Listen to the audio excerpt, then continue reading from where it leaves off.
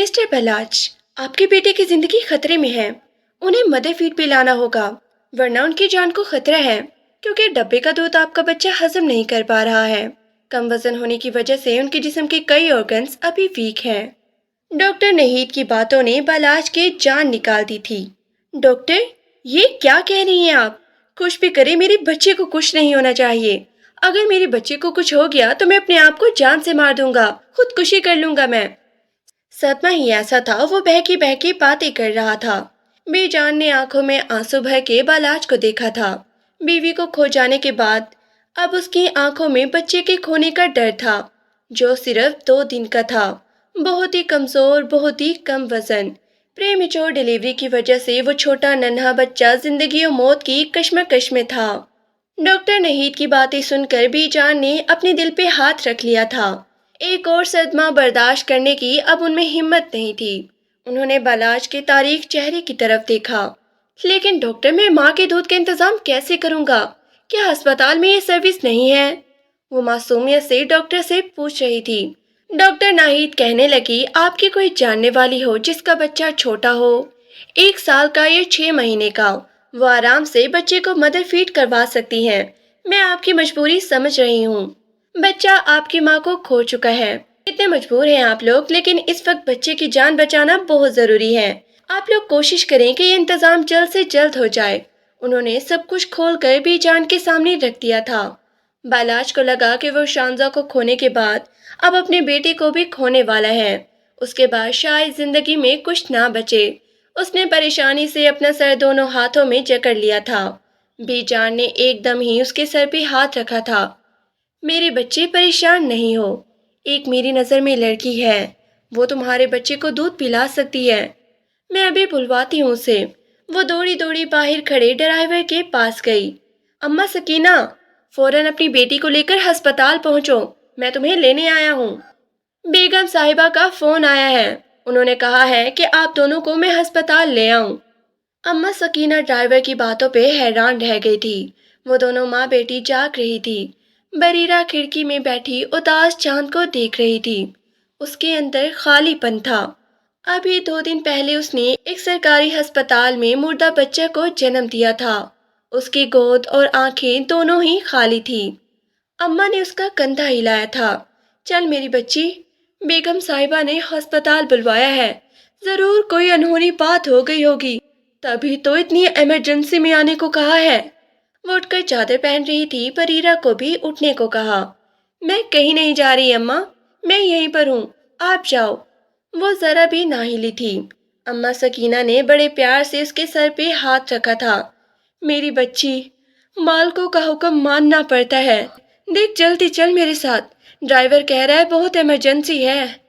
بیگم صاحبہ نے فوراً ہسپتال پہنچنے کو کہا ہے۔ انہوں نے کالے رنگ کی چادر بریرہ کے کندھوں پر ڈال دی تھی۔ آنسو بھری نظروں سے اس نے ماں کی طرف دیکھا تھا۔ ان آنکھوں میں کیا کچھ نہیں تھا، درد، تکلیف، اذیت، بے چینی۔ اماں سکینہ نے اس کے ہر جذبات کو نظر انداز کیا تھا۔ ان کا دل کوئی چیر کر دیکھتا تو وہ ایک ماں تھی۔ بیٹی کے ساتھ جو ہوا تھا، ان کا بس نہ چل رہا تھا کہ اس مجرم کو اپنے ہاتھوں سے پھانسی پہ چڑھا دے، جس نے ان کی بیٹی کے ساتھ یہ سب کیا تھا۔ کالے رنگ کی چادر پہن کر بریرہ بھی ساتھ چلنے کو تیار تھی۔ پھر وہ دونوں مرسڈیز کی پچھلی سیٹوں پر بیٹھ گئیں۔ اب گاڑی تیزی سے ہسپتال کی جانب دوڑ رہی تھی۔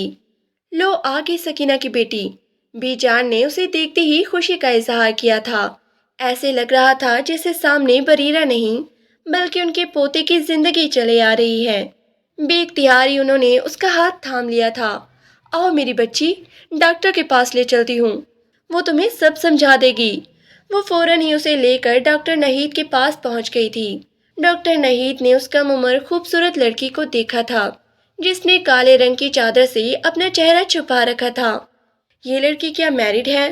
بے جان جلدی سے کہنے لگی۔ جی جی ڈاکٹر، اس نے ابھی 2 دن پہلے اپنے بچے کو جنم دیا، لیکن بدقسمتی سے وہ مردہ پیدا ہوا تھا۔ لیکن یہ میرے پوتے کو دودھ پلا سکتی ہے۔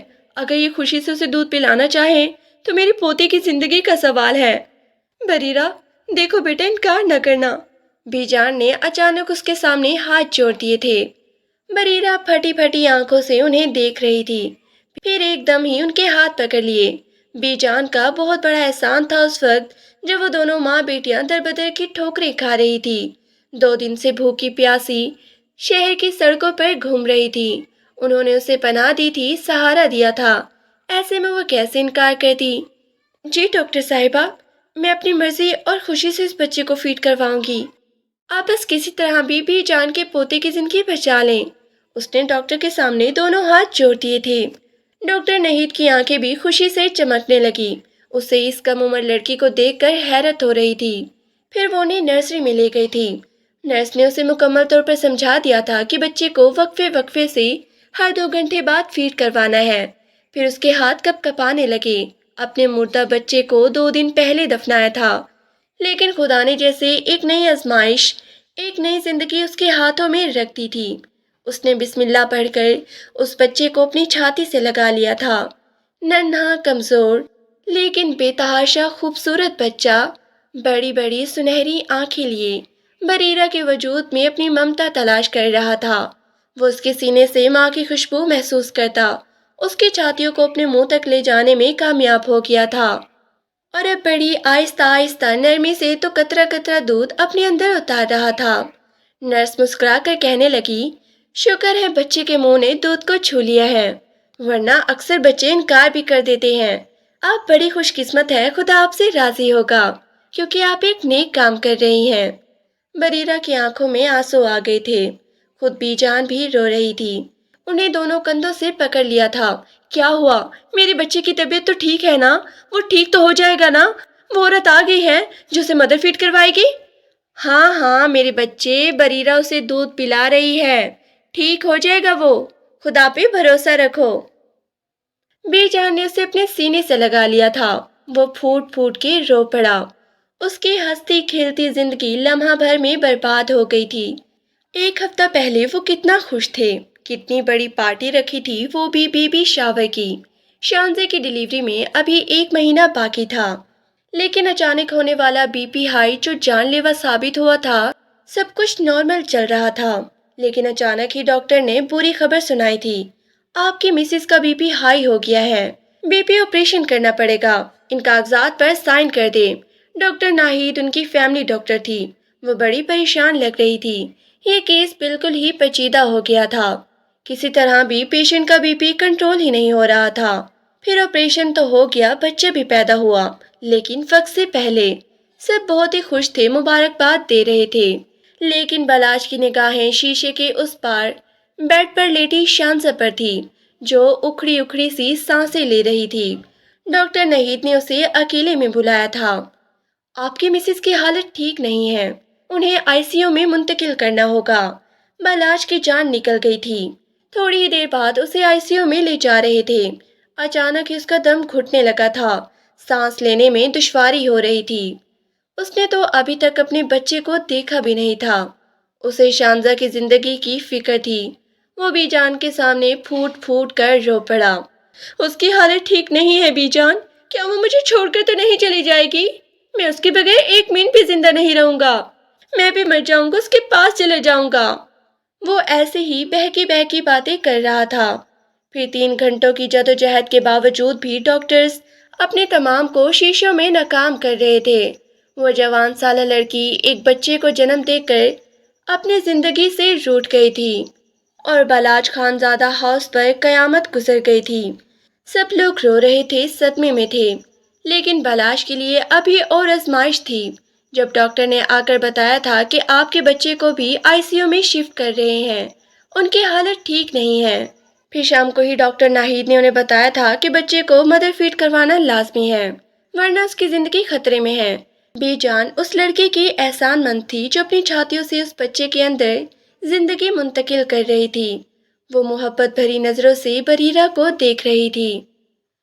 اگر بلاج کے بچے کو کچھ ہو جاتا تو بہت ہی مشکل تھا اس کا زندگی کی طرف واپس لوٹنا۔ بلاج نہیں جانتا تھا کہ اس کے بچے کو کون دودھ پلا رہا ہے، وہ عورت کون ہے، اسے کچھ بھی معلوم نہیں تھا، لیکن بی جان نے اسے تسلی دی تھی۔ بریرہ ہر 2 گھنٹے بعد اسے مدر فیڈ کروا رہی تھی، اسی دوران اسے بھوک بھی شدت کی لگ رہی تھی۔ پھر ڈاکٹر نہید نے بی جان سے کہا کہ یہ لڑکی بہت ہی کمزور ہے، اسے اچھی خوراک کھلائیں، भूख लगेगी तो ये खाएगी। इसके बाद वो दूध ताकत बनकर बच्चे के जिस्म में जाएगा। बच्चा भी ठीक हो जाएगा। जितनी अच्छी खुराक माँ की होगी उतनी ही अच्छी सेहत बच्चे की हो जाएगी। बेजान इस बात पर अमल कर रही थी। ठीक एक हफ्ते बाद बिला आखिर डॉक्टर नाहिद ने उन्हें खुशखबरी सुनाई थी। आप बच्चे को घर ले जा सकते हैं। माशाल्लाह से वो काफी बेहतर है। लेकिन एक बात का ध्यान रहे, हर 2 घंटे बाद उन्हें मदर फीड करवाना है। डब्बे का दूध हरगिज नहीं देना, ताकि आगे किसी भी मुश्किल सूरत हाल से बचा जा सके। बेजान बहुत ही खुश थी। बलाश ने अपने चांद से शहजादे को दोनों हाथों में उठा रखा था। पीछे काली चादर में चेहरा छुपाए बरीरा खड़ी थी। वो इनसे बहुत ही फासले पर थी। उसकी माँ अम्मा सकीना भी अपनी बेटी के पास ही खड़ी थी। ड्राइवर ने सारा सामान गाड़ी में रख दिया था। तभी बीजान ने पलटकर दोनों माँ बेटी को पुकारा था। आ जाओ बरीरा, सकीना, घर जाने का वक्त हो गया है। बलाश ने पलटकर अपनी माँ की आवाज पर उन दोनों की तरफ देखा था। उन दोनों को क्या जरूरत थी यहाँ बुलाने की? इसकी आवाज में उखड़ापन था। बीजान ने उसके कान में सरगोशी की थी। बेटा, इन्हीं की वजह से ही तो हम आज घर जा रहे हैं, वो भी अपनी पोती को लेकर। बलाश की समझ में ये बात ना आई थी। वो हैरत से काली चादर में लिपटी उस लड़की को देख रहा था, जिसकी नजरें झुकी हुई थी। ये सकीना की बेटी, इसी ने मेरी बेटी को दूध पिलाया है, वो हैरत से सोच रहा था। घर लाकर बीजान ने अपने पोते का सदका उतारा था। बलाज हर वक्त उसे गोद में लेकर बैठा रहता। जैसे ही दूध का वक्त होता, सकीना उसे लेकर अपने सर्वेंट क्वार्टर में चली जाती। बरीरा वहीं पर बैठकर उसे दूध पिला देती थी। आखिर ये कब तक होता? क्योंकि बच्चा रात के वक्त जागता था और दिन में सोया रहता। इसका कोई मुस्तकिल हल निकालना पड़ेगा।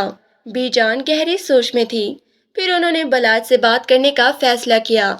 1 महीना हो गया है बेटा, तुम भी परेशान हो रहे हो और मैं भी, और वो लड़की जो मेरे कहने पर इस बच्चे को पाल रही है। बेटा, एक दरख्वास्त है तुमसे, तुम इस बच्चे से निकाह कर लो, वो भी सिर्फ और सिर्फ इस नन्हे से फरिश्ते की खातिर।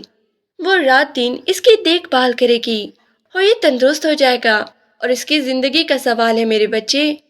बेजान की बात सुनकर बलाज हत्थे से उखड़ गया। ये क्या कह रही हैं आप? होश में तो हैं? उस मुलाजमा की बेटी से मैं शामजा के मरने के सिर्फ 2-3 महीने बाद ही निकाह कर लूं? दुनिया हम पर थू थू करेगी। मैं क्यों से निकाह करूंगा? आपने भी तो इन दोनों माँ बेटी को एक अरसे से यहाँ रखा हुआ है। अगर वो मेरे बच्चे को फीड करवा रही है तो इसका कोई एहसान नहीं है, और इसका एहसान इतना बड़ा भी नहीं है कि मैं इसे निकाह ही कर लूं। एहसान की बात नहीं है मेरी बेटी, तुम भूल चुके हो। बालाज के वो तुम्हारे बच्चे को दूध पिलाने के बाद उसकी रजाई माँ बन चुकी है। ये रिश्ता तुमने या हमने नहीं, बल्कि ये रिश्ता तो खुदा ने इसका बनाया है। वो भी इस बच्चे के साथ मुझे अपने पोते की जिंदगी अजीज है। अगर उसे कुछ हो गया तो मैं जी नहीं पाऊंगी। वो दुपट्टे से अपनी आंखें साफ कर रही थी। बलाज ने उसके रोते हुए चेहरे को देखा। उनके चेहरे में दर्द छुपा था। शामज़ेद जिस तरह अचानक उन्हें छोड़कर चली गई थी, इस हंसते बसते घर को जैसे नजर लग गई थी। आप क्यों इतनी परेशान हो रही हैं? क्यों निकाह का कह रही हैं? आखिर वो दूध मेरे बच्चे को पिला तो रही है, मेरे बच्चे को पाल तो रही है। उठो, दूध पिलाओ मेरे बेटे को। बिलाज खानजादा बरीरा पर चीख रहा था, जो गलती से उसके कमरे में सो गई थी। वो उठकर वहीं उसे नींद में दूध पिलाने लगी। नन्हा अरीश दूध पीते ही सो गया था। वो बेख्याली में बगैर जिस्म ढांपे सो गई। बलाश ने उसके सफेद जिस्म को देखा तो उसे अपने करीब कर गया। उसकी पहली बीवी मर गई थी। बरीरा से उसने मजबूरी में निकाह किया था बेटी की खातिर। वो खानजादा हाउस की मुलाजमा की बेटी थी। 2 दिन पहले उसने एक नाजायज मुर्दा बच्चे को जन्म दिया था। आप क्यों इतनी परेशान हो रही हैं? क्यों निकाह का कह रही हैं? आखिर वो बच्चे को दूध पिला तो रही है, वो मेरे बच्चे को पाल तो रही है। 6 महीने के होने के बाद इंशाल्लाह ये बिल्कुल ठीक हो जाएगा। फिर इसे किसी मदर फीड की जरूरत नहीं होगी। बिलाज उनके इस फैसले पर राजी नहीं था। मैंने कल ही बरीरा की बातें सुन ली थी। वो सकीना से कह रही थी कि हमें यहाँ से चले जाना चाहिए। वो कह रही थी कि मालकिन का बेटा मुझे हकारत भरी नजरों से देखता है। शायद उसे पसंद नहीं कि मैं उसके बच्चे को दूध पिलाऊं, क्योंकि मैं अब एक गुनाहगार लड़की हूँ। वो ये सारी बातें अपनी माँ से कह रही थी। इसके पीछे बेटा कोई ना कोई वजह तो जरूर होगी। अगर वो दोनों माँ बेटी इस घर से चली गईं, तो इस मासूम बच्चे का क्या होगा? وہ بہت زیادہ فکر مند لگ رہی تھی۔ بالاش خاموش تھا، پھر یہ کہہ کر اٹھ گیا کہ ٹھیک ہے، آپ کا جو بھی فیصلہ ہے مجھے منظور ہے، میں آپ کی کسی بات سے انکار نہیں کروں گا۔ بریرہ، اٹھ میری بچی، تیری تو بھاگ جا گئی۔ خدا نے تجھے تیری تکلیفوں کا، تیری مصیبتوں کا تجھے انعام دیا ہے۔ میں تو سوچ بھی نہیں سکتی کہ تیری قسمت آسمانوں کو چھوئے گی۔ وہ کمزوری اور بخار کے باعث بستر میں پڑی تھی جب سکینہ آ کر اس کی پیشانی چومنے لگی۔ کیا ہو گیا اماں؟ ہوش میں تو ہے؟ یہ کیا کہہ رہی ہے؟ کیسا انعام؟ مجھے بدقسمت، بدبخت، کالے نصیب والی کی قسمت کیسے روشن ہو سکتی ہے؟ میں تیری زندگی کا وہ سیاہ باپ ہوں جسے تم مٹا بھی نہیں سکتی۔ وہ ہمیشہ سے ایسے نہیں تھی۔ زندگی نے اس کے ساتھ ایسا کھیل کھیلا کہ وہ بہت ہی سخت الفاظ کہنے لگی تھی، وہ بھی صرف اپنے بارے میں۔ نہ میری بچی، ایسے نہیں کہتے۔ تو نے اپنی تکلیفوں پر صبر کیا، اسی لیے خدا نے تجھے صلہ دیا ہے۔ ابھی ابھی بیگم صاحبہ کے پاس سے آئے ہوں، انہوں نے تو ایسی بات کہی کہ مجھے اپنی بیٹی کی خوش قسمتی پر یقین ہی نہیں آ رہا۔ جانتی بھی ہے انہوں نے کیا کہا ہے؟ وہ تیرا اور بلال صاحب کا نکاح کرنا چاہتی ہیں، وہ بھی صرف اپنے پوتے کی خاطر، کیونکہ تو نے اس کے جگرے گوشہ کو ممتا دی، اسے دودھ پلایا۔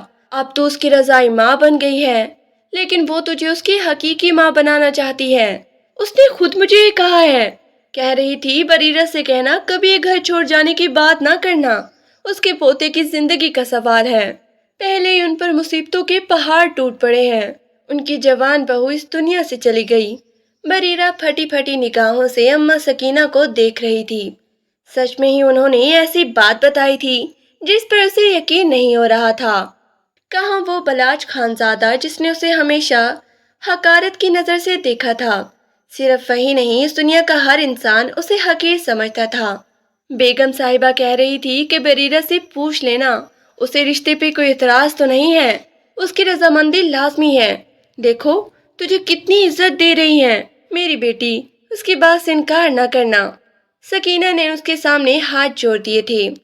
بریرہ نے بے بسی سے ماں کی طرف دیکھا تھا، وہ کیا کہتی، اس کے پاس کہنے کے لیے الفاظ ہی ختم ہو گئے تھے۔ اماں، کیا آپ نے بلال صاحب کو میرے ماضی کے بارے میں بتا دیا ہے؟ وہ جھوٹ جو ہم نے بیگم صاحبہ سے کہا ہے، کیا ہم اسی جھوٹ کے سہارے ان سب سے رشتہ قائم کر لیں گے؟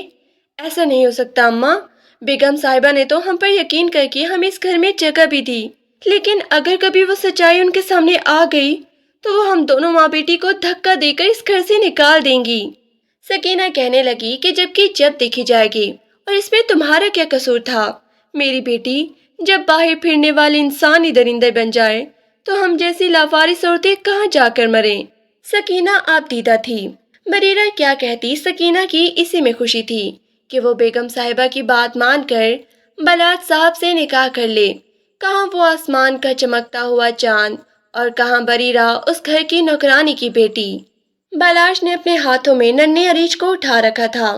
اس نے اپنی بیٹی کا نام عریج رکھا تھا کیونکہ بچے کی پیدائش سے پہلے ہی شانزے اور اس نے یہ نام سوچ رکھا تھا۔ لیکن آج وہ کیا کر رہا ہے؟ شانزے سے بے وفائی۔ اس کی موت کے صرف 3 مہینے بعد ہی وہ ایک لڑکی سے نکاح کر رہا ہے، لیکن یہ نکاح مجبوری میں کر رہا تھا۔ وہ جانتا تھا کہ اس کی بیٹی کو ماں کی ضرورت ہے، اور وہ ماں جو اسے 3 مہینے پہلے ہی اپنے دودھ سے چمٹا کر اسے اپنا عادی بنا چکی تھی۔ 3 مہینے میں وہ آدھی آدھی رات کو اٹھ کر روتا تو وہ فوراً ہی آ کر عریش کو اپنی چھاتی سے لگا لیتی۔ جب تک اس کا بیٹا بھرپور سیراب نہ ہو جاتا وہ اسے چھوڑ کر نہ جاتی تھی، اسی لیے وہ اس میں ممتا تلاش کرتا تھا۔ بریرہ کے روپ میں اسے ایک ماں مل گئی تھی، لیکن اس نے بی جان کو صاف لفظوں میں کہہ دیا تھا کہ یہ نکاح صرف کاغذی ہوگا۔ بی جان اسی پر خوش ہو گئی تھی۔ گھر میں 2-4 لوگ تھے، بس نکاح خواہ تھا۔ گلابی رنگ کا سادہ سا جوڑا پہنے سر جھکائے بریرہ بیٹھی تھی، اور اس کے برابر میں بیٹھا بلاج خانزادہ۔ بریرہ کے چہرے پہ اداسی تھی تو بلاج کا چہرہ بھی غصے سے تنا ہوا تھا۔ ایسے لگ رہا تھا کہ وہ شانزے سے بے وفائی کر رہا ہے۔ تبھی اس کی نظر اپنے 3 مہینے کے بیٹے پہ پڑی تھی۔ وہ دنیا جہاں سے بے خبر بی جان کی گود میں آرام سے سو رہا تھا۔ 3 مہینے پہلے اچانک ہی اس کی جان ہتھیلی میں آ گئی تھی، جب ڈاکٹر نے کہا تھا کہ بچے کو بچانا مشکل ہے کیونکہ اس کی جان خطرے میں ہے۔ لیکن اب اس بات کو 3 مہینے گزر گئے تھے۔ وہ نہ صرف صحت مند ہوتا جا رہا تھا بلکہ ارد گرد کے ماحول کو پہچاننے بھی لگا تھا۔ نکاح خواہ اس کی رضامندی پوچھ رہا تھا جبکہ وہ سوچوں میں مگن تھا۔ پھر اس نے چپ چاپ نکاح نامے پر دستخط کر دیا اور خاموشی سے اٹھ کر گھر سے باہر چلا گیا۔ بی جان نے بریرہ کی پیشانی چوم لی تھی۔ میری بچی، اتنی پریشانیاں اٹھائی ہیں۔ ان 3 مہینوں میں تجھے رات کو جا جا کر بستر سے اٹھاتی تھی، لیکن اب مجھے اس کی ضرورت نہیں پڑے گی۔ اب نہ صرف تجھے ایک بیوی بلکہ اس کی ماں بن کر اسے دن رات دیکھنا ہوگا۔ تو نے مجھ پر بہت بڑا احسان کیا ہے میرے بچے۔ تو نے میرے پوتے کو نئی زندگی دی۔ وہ اسے دعائیں دے رہی تھی۔ بریرہ کی آنکھوں میں آنسو تھے۔ آپ نے بھی تو ہم پہ احسان کیا ہے بی جان۔ شاید ہم دونوں ماں بیٹی تو کسی نہر میں جا کر خودکشی کر لیتے اگر آپ ہمیں اس گھر میں جگہ نہ دیتی تو۔ آج سے 7-8 مہینے پہلے کچھ ایسے ہی حالات سے گزر کر وہ دونوں یہاں پہنچی تھی۔ بیگم صاحبہ، آپ نے تو مجھ کمزاد پر اتنا بڑا احسان کر دیا، میری بیٹی کو اپنی گھر کی بہو بنا کر۔ میں کس منہ سے آپ کا شکریہ ادا کروں؟ اگر مر بھی گئی تو اب دل میں سکون ہوگا کہ میری بیٹی محفوظ ہاتھوں میں ہے۔ بی جان مسکرا دی تھی۔ یہ سارے فیصلے قدرت کے ہوتے ہیں سکینہ، میرا اس میں کوئی عمل دخل نہیں۔ بریرہ کی شکل میں میرے پوتے کو ماں مل گئی ہے۔ یہ دیکھو اسے کیسے دیکھ کر مسکرا رہا ہے۔ ننھا اریج اپنے چھوٹے چھوٹے ہاتھوں سے بریرہ کے چہرے کو چھو رہا تھا، گویا محبت کا اظہار کر رہا ہو، اس بات کا شکریہ ادا کر رہا ہو کہ وہ اس کی ماں بن گئی ہے۔ پھر رات کو وہ اریج کو اپنی گود میں لے کر بیٹھی تھی۔ جب بلاش کمرے میں آیا تھا، اس لڑکی کو اس نے کبھی توجہ سے دیکھا تک نہیں تھا۔ ہاں، اتنا ضرور جانتا تھا کہ وہ اپنی ماں کے ساتھ اس بنگلے میں رہتی ہے اور حاملہ ہے۔ اس کے شوہر نے اسے طلاق دے دی تھی۔ دونوں ماں بیٹی نے جانے کس مجبوری میں اپنا گاؤں چھوڑ کر یہاں آئی تھی۔ بس وہ اس کے بارے میں اتنا ہی جانتا تھا۔ بلاش کو کمرے میں دیکھ کر وہ ایک دم سے سمٹی تھی۔ اسے ایک عجیب سے خوف نے گھیر لیا تھا، کہیں وہ اس کی بےزتی کر کے اسے کمرے سے نہ نکال دے۔ اس سے پہلے کہ تم کسی خوش فہمی میں مبتلا ہو، میں تمہیں ایک بات کلیئر کرنا چاہتا ہوں۔ میں نے صرف اور صرف اپنے بچے کی خاطر تم سے نکاح کیا ہے، اس لیے اپنی ایک حد میں رہنا اور کبھی بچے کے حوالے سے مجھے شکایت کا موقع نہ دینا، ورنہ اچھا نہیں ہوگا۔ ارج کا خیال رکھنا، وہ بھی 24 گھنٹے، اب تمہاری ذمہ داری ہے۔ بریرہ ایک گہری سانس لے کر رہ گئی تھی، تو گویا وہ اسے اس کے اوقات بتا رہا تھا کہ وہ پہلے بھی ایک نوکرانی کی بیٹی تھی اور اب بھی اس گھر کی نوکرانی ہے۔ اس سے زیادہ کا خیال وہ اپنے دل میں نہ لائے۔ سر جھکائے انگلیاں چٹکھاتے ہوئے وہ اسے کہنے لگی، ٹھیک ہے، میں آپ کو کبھی شکایت کا موقع نہیں دوں گی۔ اریج اس کی گود میں لیٹے لیٹے سو گیا تھا۔ پھر اس نے اس کی پیشانی چومی اور اٹھ کر کاٹ میں ڈال دیا، بستر درست کیے اور خود اپنا بستر نیچے زمین پر لگا لیا۔ بلاش باتھ روم میں کپڑے تبدیل کر رہا تھا۔ جیسے ہی باہر نکلا تو اسے زمین پر سوتا دیکھ کر وہ سوچنے لگا، اچھا ہی ہوا میں نے پہلے اس کی اوقات واضح کر دی، ورنہ نہ جانے اپنے بارے میں کیا سوچ رہی تھی۔ کہتے ہی وہ بیڈ پہ دراز ہو گیا اور لیپ ٹاپ آن کر لیا۔ کتنے دن سے اس نے اپنے بزنس پر توجہ نہیں دی تھی، لیکن ایسے لگ رہا تھا جیسے اب تھوڑا مائنڈ فریش ہو گیا ہے۔ کم از کم اس کے دل میں یہ تو تسلی تھی کہ اریج کے معاملے میں وہ غیر ذمہ داری ہرگز نہیں دکھائے گی۔ پھر آدھی رات کو وہ اٹھ کر رونے لگا۔ بریرہ ایک دم ہی نیند سے جاگ گئی تھی۔ وہ دودھ مانگ رہا تھا۔ بلاش کی بھی آنکھ کھل گئی تھی، لیکن وہ لیٹا رہا۔ بریرہ نے خود ہی اٹھ کر اسے اپنے سینے سے لگا لیا اور پھر بلاش کی طرف پیٹ کر کے اسے فیڈ کروانے لگی۔ 2-4 دن سے وہ بہت ہی کمزوری محسوس کر رہی تھی اور اس طرح سے بلاش کے سامنے اسے دودھ پلانے میں شرم بھی آ رہی تھی، گو کہ وہ اب اس کا شوہر بن چکا تھا۔ لیکن آج ان کی شادی کی پہلی رات تھی اور یہ رات بڑی عجیب تھی۔ لیکن بلاش جب بھی بریرہ کو دیکھتا اسے بڑی شدت سے، شان سے کسی کی یاد آتی تھی۔ اگر وہ زندہ ہوتی تو ایسے ہی اسے اپنے سینے سے لگا کر بیٹھی ہوتی۔ ان کی زندگی کس قدر تبدیل ہو گئی تھی۔ اس کی یاد آتے ہی اس کی آنکھوں میں آنسو آ گئے تھے۔ وہ ایک بھرپور مرد تھا، زندگی کی تلخیوں تکلیفوں کا سامنا کرنا خوب اچھے سے جانتا تھا، لیکن جب بھی وہ شانزا کے بارے میں سوچتا تو نہ جانے کیوں اس کی آنکھوں سے آنسو بہنے لگتے تھے۔ اونچا لمبا مرد ہونے کے باوجود وہ بچوں کی طرح اس کی یاد میں آنسو بہاتا تھا۔ شاید اسے بھولنا اتنا آسان نہیں تھا۔ अरीज सेहत में बहुत ही जानदार हो गया था।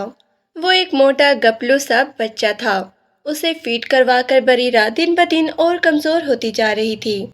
उस दिन भी बीजान उसे कहने लगी, क्या बात है बेटी, तुम अच्छे से खुराक लिया करो। डॉक्टर ने क्या कहा था कि जब तुम्हें भूख लगे अच्छे से डाइट लिया करो, जो तुम खाओगी उसका असर बच्चे पे होगा। लेकिन तुम तो दिन ब दिन कमजोर ही होती जा रही हो। क्या खाती पीती नहीं हो? बेजान को उसकी बहुत ही फिक्र थी। वो सर झुकाकर बैठी थी। बस खाती हूँ, ज्यादा भूख नहीं लगती। वो अपने हाथों को देखे जा रही थी। वो अपने हाथों को देखे जा रही थी। बेजान ने उसके कपड़ों को देखा। 1 महीना हो गया था उनके निकाह को, लेकिन अभी तक वो उन्हीं कपड़ों में फिरती थी जो उसने निकाह से पहले बनवा रखे थे। मलंगचे पुराने से कपड़े। अरीश को वो पाल रही थी तो अपने आप को उसने भुला दिया था। फिर उस शाम बीजान शिद्दत से बलाश का इंतजार कर रही थी। बेटा, वो तुम्हारी खात्मा तो नहीं है। मेरे कहने पर तुमने उससे निकाह कर लिया, लेकिन मेरे बच्चे, तुम उसकी जरूरतों का भी ख्याल रखो। देखो, उसके पास पहनने के लिए कपड़े तक नहीं है।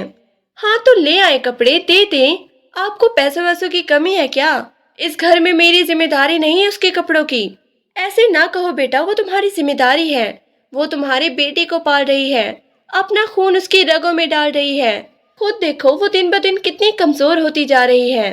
तुम उसका ख्याल नहीं रखोगे तो कौन रखेगा? मैं तुम्हें ये नहीं कह रही कि तुम उसे मोहब्बत दो, उसे तवज्जो दो, लेकिन उसकी जरूरत का ख्याल जरूर रखो। मोहब्बत मेरे कहने से तुम्हारे दिल में पैदा नहीं होगी। वो तो जब खुदा चाहेगा उसके लिए तुम्हारे दिल में मोहब्बत डाल देगा। बीजान तस्बीह हाथ में लेकर बैठी थी। फिर वो उठकर नमाज पढ़ने के लिए चली गई। बलाज को उनकी बातों पर शदीद गुस्सा आया हुआ था। तभी वो कमरे में चला आया। मुख्तलिफ किस्म के खिलौने बखेरे वो बेड पे अरीज को लिए बैठी थी। उसे देखकर एकदम ही सीधी हुई। चादर अच्छी तरह से अपने वजूद पर डाल ली थी। वो हर वक्त चादर ही पहन के रखती थी। अब इसे अपने साथ लेकर आऊं शॉपिंग करने के लिए। इसकी औकात है क्या मेरे साथ जाने की? बलाश ने उसके बारे में तनफ्फुर से सोचा था। तभी वो कपड़े तब्दील करके वॉशरूम से बाहर आया। उसके सामने नोट फेंकते हुए कहने लगा, ये लो पैसे और कल जाकर अपने कपड़े खरीद लाना। ख्वाम में मसलूम पड़ने का शौक है तुम्हें। बरीरा उसको हैरानी से देख रही थी, फिर सर झुकाकर रह गई। उसने पैसों को हाथ भी नहीं लगाया था। बलाज गुस्से से उसे देख रहा था। नखरे देखो कितने हैं इस लड़की के। अपने आप को पता नहीं क्या समझती है। उसकी खामोशी पर वो और भी गुस्से में आ गया था। दोनों के दरमियान ज्यादा बातचीत नहीं होती थी, लेकिन वो इस बात को मानता था कि वो उसके बेटे का ख्याल बहुत ही अच्छे से रखती थी। वो उसकी छोटी छोटी जरूरतों का ख्याल रखती थी। अभी भी वो साफ सुथरे कपड़े पहने पेट भर के बड़े आराम से खेल रहा था। दिन ब दिन तेजी से सेहत पकड़ रहा था। फिर बलाज उसके साथ खेलने लगा और वो उठकर कमरे से बाहर चली गई। अगले दिन ही बीजान बलाश के कमरे में आई थी। बेटा, अलमारी में इतने सारे कपड़े पड़े हुए हैं, आप ढंग के कपड़े पहना करो। ये कपड़े पड़े खराब हो जाएंगे मेरे बच्चे, इन्हीं कपड़ों को पहन लिया करो। नहीं नहीं बीजान, ये कपड़े तो शांजा बीबी के हैं, मैं भला इन्हें कैसे पहन सकती हूँ? ये सुनकर वो मुस्कुरा दी। उनकी मुस्कुराहट में भी गहरी उदासी थी। शांजा के हैं, लेकिन वो अब इस दुनिया में नहीं है। अच्छा है कि उसके कपड़े किसी के काम आ जाए। तुम इसमें से एक जोड़ा निकाल कर पहन लो। क्या पता इससे देखकर ही बलाज के दिल में तुम्हारे लिए जगह बन जाए, वो तुम्हें अपनी जिंदगी में कबूल कर ले। देखती नहीं हो मेरा बेटा कितना बिखरा बिखरा सा रहता है। मुझे मालूम है उसे बीवी की जरूरत है, लेकिन वो अपनी जरूरतों को नजरअंदाज कर रहा है, सिर्फ और सिर्फ शांजा की याद में।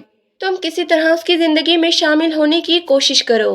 बेजान उसे समझा रही थी। वो सर झुकाकर उनकी बातें सुन रही थी। फिर उनके बेहद इसरार पर उसने अलमारी से एक गहरे सब्ज रंग का जोड़ा निकाल कर पहन लिया था। उसे ये सब बिल्कुल भी अच्छा नहीं लग रहा था, लेकिन बीजान के कहने पर वो जोड़ा पहनकर बैठ गई थी। बेहद महंगा और खूबसूरत सा सूट था। बरीरा ने पहना तो बीजान ने उसकी तारीफ की थी। माशाअल्लाह, बहुत ही प्यारी लग रही हो। वो नजरें झुकाकर रह गई। अरीज की वजह से बलाज भी जल्दी ऑफिस से आ जाता था, और आज भी ऐसा ही हुआ। जैसे ही उसने खेलते हुए बेटे को बरीरा की गोद से उठाना चाहा, तो उसकी नजर उस सूट पर पड़ी थी। ये सूट उसने शांजा को एक महंगी शॉपिंग मॉल से दिलवाया था। शांजा का सूट उसके जिस्म पर देखकर तो जैसे उसके तन बदन में आग लग गई थी। کس کی اجازت سے تم نے یہ سوٹ پہنا ہے؟ اس کی چیزوں کو ہاتھ کیسے لگایا تم نے؟ پتہ بھی ہے یہ سوٹ کتنا مہنگا ہے؟ تمہاری اوقات ہے اسے پہننے کی؟ کیا سوچ کر تم نے یہ کپڑے پہنے ہیں؟ میں آئندہ تمہارے وجود پر شانزہ کی کوئی چیز نہ دیکھوں۔ بلاش نے اسے اتنا ذلیل کیا کہ اس کی موٹی موٹی آنکھوں میں آنسو آ گئے تھے۔ اس کا غصہ دیکھ کر وہ وحشت زدہ تھی، الفاظ بھی منہ سے ادا نہ ہوئے۔ بلاش نے اسے بازو سے دبوچ لیا تھا۔ کیا سوچ رہی ہو کہ تم شانزہ کی جگہ لے لو گی میری زندگی میں؟ اس کے بیٹے کو پال رہی ہو، میری بیوی بن کر اس کمرے میں رہ رہی ہو، لیکن میرے دل میں تمہارے لیے کوئی بھی جگہ نہیں بنے گی، کسی بھی بھول میں مت رہنا۔ وہ انگارے چبا رہا تھا، ایک دم ہی بریرہ پلٹی اور بھاگتی ہوئی اماں سکینہ کے پاس چلی گئی۔ وہیں سرونٹ کوارٹر میں وہ پھوٹ پھوٹ کر رو رہی تھی۔ سکینہ بیٹی کی حالت دیکھ کر پریشان تھی۔ کیا ہوا بریرہ؟ کیا بلاش صاحب نے کچھ کہا ہے؟ اماں، ہم دونوں کہیں اور چلتے ہیں، میں یہاں نہیں رہوں گی۔ روز روز ذلت مجھ سے برداشت نہیں ہوتی۔ پہلے بھی کم زندگی نے مجھ پر ستم نہیں کیے جو اب ہر روز میں ایک اذیت برداشت کروں۔ وہ روئی چلی جا رہی تھی۔ بی جان نے اسے جاتے ہوئے دیکھ لیا تھا اور بلاش کی چیختی ہوئی آواز بھی سن لی تھی۔ کیا طریقہ ہے یہ؟ تم تو بالکل ہی جاہل بن چکے ہو۔ بلاش، مجھے تم سے یہ امید نہیں تھی۔ اسے کس نے کہا تھا کہ وہ شانزے کے کپڑے کو ہاتھ لگائے؟ اس نے نہ صرف وہ کپڑے اٹھائے بلکہ اسے پہن بھی لیے۔ میں یہ کبھی نہیں چاہوں گا۔ میں نے ہی کہا تھا اسے، میرے کہنے پہ اس نے وہ کپڑے پہنے تھے۔ تم نے تو اسے آج تک ایک جوڑا نہیں دلوایا۔ 6 مہینے ہو گئے تمہاری شادی کو اس کے ساتھ۔ وہ تمہارے بچے کو پال رہی ہے، راتوں کو اٹھ اٹھ کر اسے دودھ پلاتی ہے، اپنی نیند خراب کرتی ہے۔ اس کی خود کی حالت دیکھو، کتنی کمزور ہو گئی ہے، اور تم اس کے ساتھ ایسا سلوک کر رہے ہو۔ اب میں تمہیں جب تک معاف نہیں کروں گی جب تک تم اسے خود واپس اس گھر میں نہیں لے کر آؤ گے۔ بی جان نے اپنا فیصلہ سنا دیا تھا۔ اسے غصہ تو بہت آیا، لیکن اب تو عریش نے بھی رونا شروع کر دیا تھا۔ وہ روتی ہوئی یہاں سے گئی تھی تو جا کر سکینہ کے پاس لیٹ گئی۔ اس کا بخار میں جسم تپ رہا تھا۔ جب کافی دیر ہو گئی اور عریش نے بھی رونا بند نہ کیا تھا تب وہ مجبوراً اس کے پاس پہنچ گیا تھا۔ یہ کیا ڈرامہ ہے؟ چلو سنبھالو اسے۔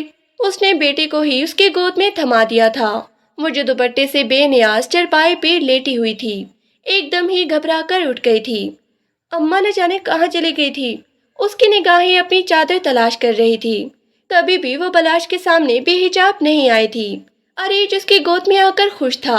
پھر قمیض اٹھا اٹھا کر وہ دودھ مانگنے لگا۔ بریرہ خاموش تھی۔ بلاش کے سامنے اسے کیسے فیڈ کرواتی؟ وہ اسے بہلانے لگی۔ چلو آؤ، اسے وہیں آ کے فیڈ کروا دینا۔ اس نے بازو سے پکڑ کر بریرہ کو اٹھایا۔ مجھے چادر تو لینے دو۔ وہ لڑکھڑا گئی تھی اس کے ایک لمس پر ہی۔ کہاں تو سوچ رہی تھی کہ اب کبھی بھی واپس اس کمرے میں نہیں جائے گی۔ یہاں پر رہ کر وہ عریش کو پال لے گی۔ اس ننھے شہزادے کی خاطر ہی تو اس نے یہ نکاح کیا تھا، اور اب اس کے ایک دفعہ کہنے پر ہی وہ واپس آ گئی تھی۔ ابھی بھی اس نے وہی شانزہ کے کپڑے پہن رکھے تھے، لیکن اوپر کالے رنگ کی چادر لپیٹ رکھی تھی۔ بلاش کے دل میں خیال تو آیا تھا بی جان کی باتوں کا کچھ اثر بھی ہوا تھا۔ واقعی اس نے اکثر راتوں کو اسے جاگتے ہوئے دیکھا تھا۔ نیند سے بے حال وہ اسے سنبھالنے میں مصروف ہوتی اس کے لگتے جگر کو۔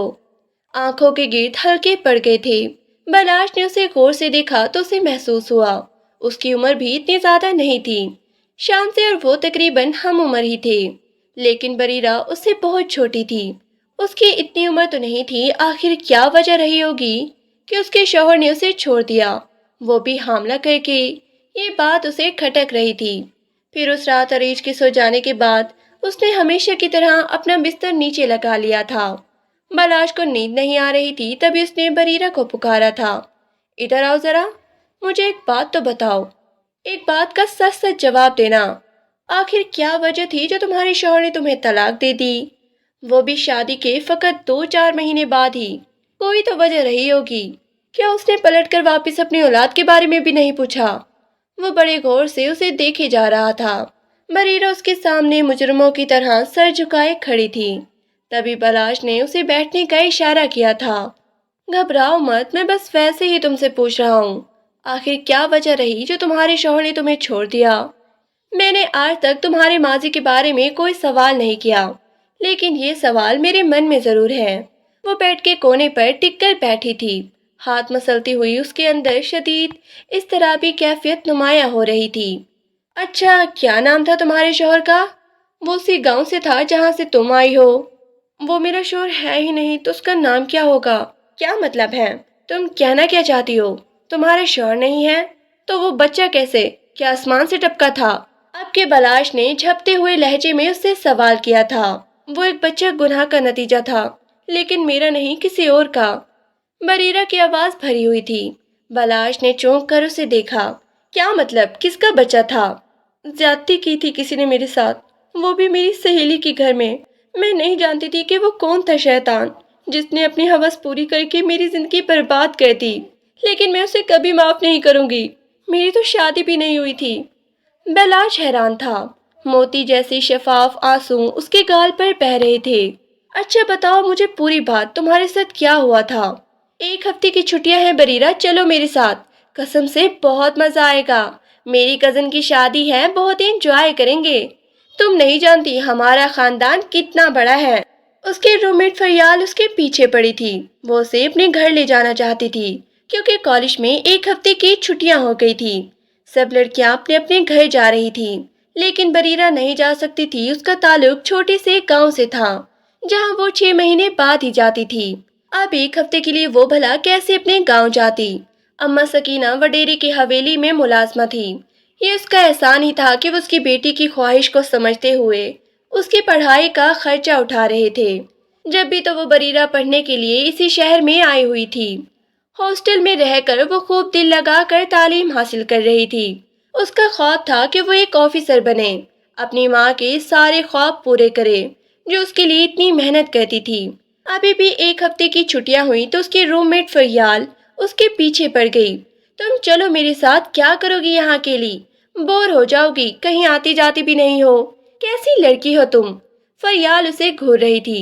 وہ مسکرا دی، پھر کچھ سوچ کر کہنے لگی، اماں سے اجازت لینی پڑے گی۔ فریال فوراً کہنے لگی، ٹھیک ہے، میں پوچھ لوں گی تمہاری اماں سے، وہ اجازت دے دیں گی۔ قسم سے شادی میں بہت ہی مزہ آئے گا۔ میں تو کہتی ہوں کہ ابھی بات کر لیتے ہیں۔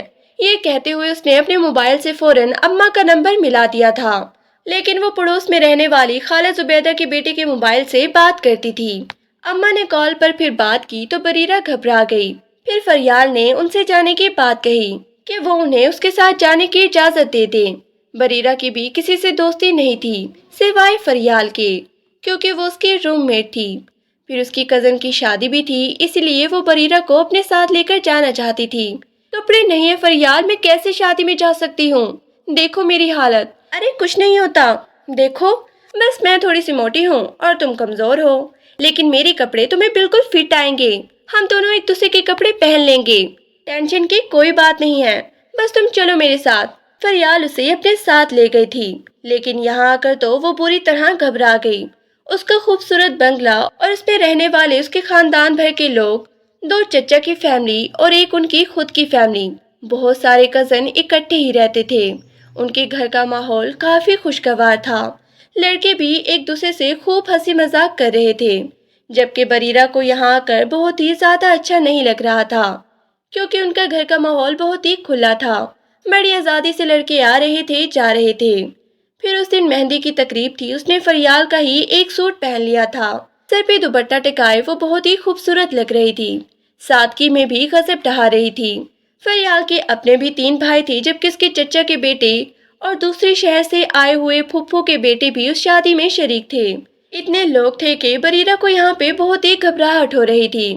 وہ مہندی کی تقریب میں ایک کونے میں سمٹی بیٹھی تھی، جب ایک بچہ آ کر کہنے لگا، فریال باجی آپ کو بلا رہی ہیں، وہاں پر کھڑی ہیں، چلیں میں آپ کو لے کر چلتا ہوں۔ وہ حیران تھی کہ فریال اسے کیوں بلا رہی ہے، لیکن ہو سکتا ہے کہ کوئی ضروری بات ہو، یہ سوچ کر کہ اس کے موبائل پر شاید اماں وغیرہ کی کال آ گئی ہو۔ اس بات کو سوچ کر وہ اس بچے کے ساتھ چل پڑی۔ جیسے ہی اس نے کمرے میں قدم رکھا تو حیران رہ گئی۔ یہ تو ایک سٹور سا معلوم ہوتا تھا جس میں پرانا سامان رکھا تھا، اور یہاں پہ کوئی بھی نہیں تھا۔ آدھی روشنی آدھا اندھیرا جیسا منظر تھا۔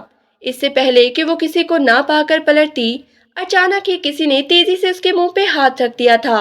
اس کے ہاتھ میں ایک رومال بھی تھا۔ اس کے رومال میں جو خوشبو تھی اسے محسوس کر کے وہ اپنے حواس چھوڑتی جا رہی تھی، اور چند لمحوں بعد ہی وہ بے ہوش ہو گئی۔